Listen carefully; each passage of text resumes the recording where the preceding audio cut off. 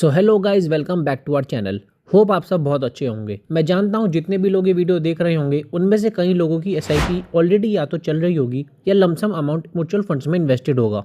किसी ने खुद की रिसर्च से एसआईपी शुरू की होगी तो किसी ने कहीं सुन के स्टार्ट की होगी। सबको एक डिसेंट रिटर्न अपनी इन्वेस्टमेंट पर चाहिए और मिलना भी चाहिए। आखिर हम अपना हार्ड अर्न मनी जो लगा रहे हैं, अगर ये पैसा हमारे पास रखा रहेगा तो इसकी वैल्यू कम होती रहेगी ड्यू टू इन्फ्लेशन। तो हमें इस पैसे को ऐसी जगह इन्वेस्ट करना होगा जहां हम इन्फ्लेशन को बीट कर सकें और साथ ही साथ एक अच्छा कॉर्पस जनरेट कर सकें।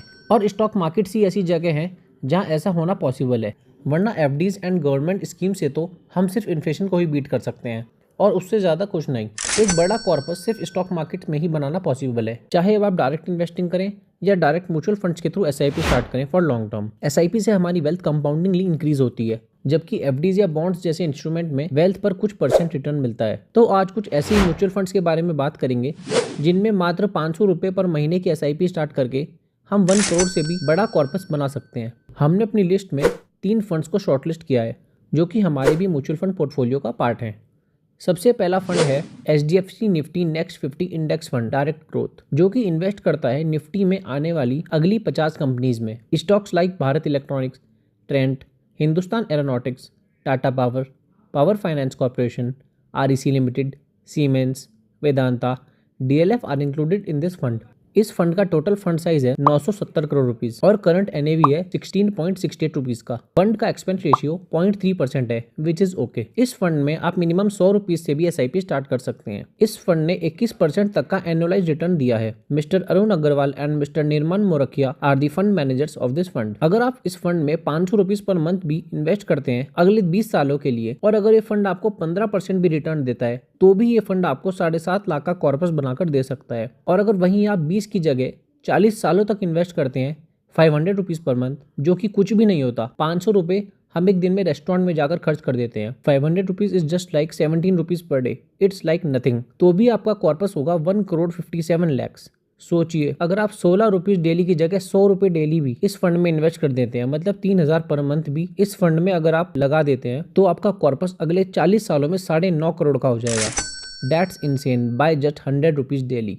और ये तो मैं 15% कंपाउंडिंग पर बता रहा हूँ। अगर इसको 1% से बढ़ाकर 16% भी हम कर दें, यानी अगर ये फंड आपको साल दर साल 16% का रिटर्न भी दे दे, तो ये अमाउंट बन जाता है 13 करोड़ के आसपास अगले 40 सालों में। गाइज, जब हम SIP स्टार्ट करते हैं तो अमाउंट जब हमारे अकाउंट से डेबिट होकर इन्वेस्ट होता है तो हमें उसका पता भी नहीं चलता, और कुछ टाइम बाद हमें खुद पे गर्व होता है कि हमने एटलीस्ट स्टार्ट किया था। टाइम फ्लाइज लाइक अ एरो। तो यार, it's just when did you start. Guys, अगर आपने अभी तक चैनल को सब्सक्राइब नहीं किया है तो प्लीज़ कर देना, बिकॉज वीडियो को बनाने में बहुत सारी रिसर्च और मेहनत लगती है। और अगर आप ये छोटा सा सब्सक्राइब का बटन और वीडियो को लाइक कर देंगे तो इससे हमें बहुत मोटिवेशन मिलता है और भी अच्छी अच्छी वीडियोस लाते रहने का। सो गाइज, हमारी लिस्ट का सेकंड फंड है Nippon India small cap fund direct growth, जो कि इन्वेस्ट करता है स्मॉल कैप कंपनीज में।